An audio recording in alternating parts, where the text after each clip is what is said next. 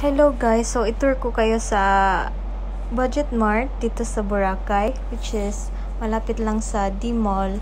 And then yung anak ko kumuha siya ng shopping cart, and then tumingin kami ng mga maiinom namin dun sa hotel namin.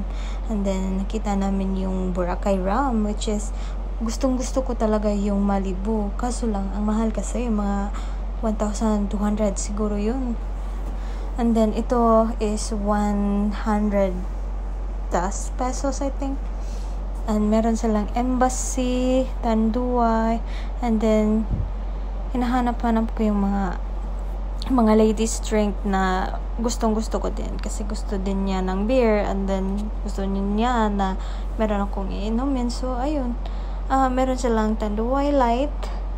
And then, yung price nila, guys, grabe. Yung GSM Blue, 171. Sa Cebu, mga ano lang, siguro yun, mga 130, hindi ko sure. And then, dito, nag-ikot-ikot ako dito sa Budget Mart again.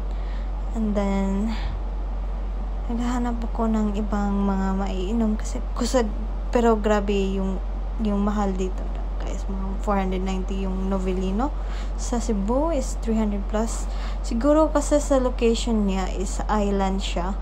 And then, napaka-tropical ng island dito. Kaya mahal siguro yung mga bilihin. Kaya, kung gusto nyong pumunta dito sa Boracay, dapat meron talaga kayong budget. Kasi yung mga restaurant dito, grabe ang mahal, guys. Pumunta kami ng Indian restaurant, kaso lang yung bill namin mga umaabot sa mga siguro 2,000, 1,000 per head or more than that, kasi meron silang mga service fee. Guys, kumuha yung friends ko ng mga Coke cans, and then beers, and then tumingin ako ng ice cream. So grabe ang mahal, kaya hindi na lang. So mga tubig, yung mga daily needs lang namin dun sa hotel para hindi kami uhawin.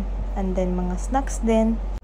So ayun, meron din silang mga gusto nyong mga snacks dito, kaso lang Budget Mart siya, so wala siyang mga meat. So ayun lang guys, share ko lang. Goodbye.